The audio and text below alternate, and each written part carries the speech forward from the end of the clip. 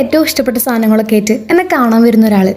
വീട്ടിലിരുന്നാൽ mentally unstable ആവും, financially unstable ആയ കാരണം പുറത്തേക്ക് പോകാനും പറ്റില്ല. ഇങ്ങനെയുള്ള സമയങ്ങളിൽ എനിക്കൊരു ഫോൺ കോൾ വരാറുണ്ട്. റെഡി ആയിരുന്നോ, 5 മിനിറ്റ് ഇപ്പം എത്തും. എനിക്കിടയ്ക്ക് തോന്നും അവൾക്ക് ഭ്രാന്താണോ. ബിഗ് സീറോയെ എൻ്റെ അടുത്ത് നിന്ന് ഒന്നും തിരിച്ച് പ്രതീക്ഷിക്കാതെ എന്നെ ഇങ്ങനെ സ്നേഹിക്കാൻ പറ്റുന്നത് അത് ഭ്രാന്ത് തന്നെ എനിക്ക് തോന്നാറുണ്ട്. 5ാം ക്ലാസ്സിൽ ഫുഡ് വെച്ച് നമ്മൾ കൈ കഴുകാൻ പോകില്ലേ, അവിടെ വെച്ച് പരിചയപ്പെട്ട താഴത്തെ ക്ലാസ്സിലെ കുട്ടി.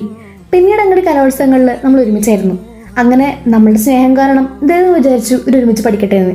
ഇംഗ്ലീഷ് മീഡിയക്കാരെ അസ്മയും മലയാളം മീഡിയക്കാരെ ഞാനും +1 +2 ഒരുമിച്ച് ഒരു ക്ലാസ്സിലായിരുന്നു. അന്ന് മുതൽ ഇന്ന് വരെ ഇവളെൻ്റെ ഏറ്റവും പ്രിയപ്പെട്ടവളാണ്.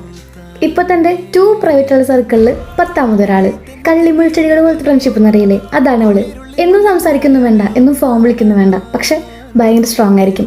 പരിചരണം കുറച്ച് മതി. ഞാൻ എവിടെ പോയി വിളിച്ചിരുന്നാലും ഒറ്റപ്പെട്ടു പോയാലും കൈ നിറയെ സ്നേഹമായിട്ട് എന്നെ തേടി ഇവള് വരുന്ന എനിക്കറിയാം. വീണ്ടും കാണുന്നവരേക്കും താങ്ക്സ് പറഞ്ഞാൽ കുറഞ്ഞു പോകില്ലേ. ലവ് യു ഡി, ബൈ.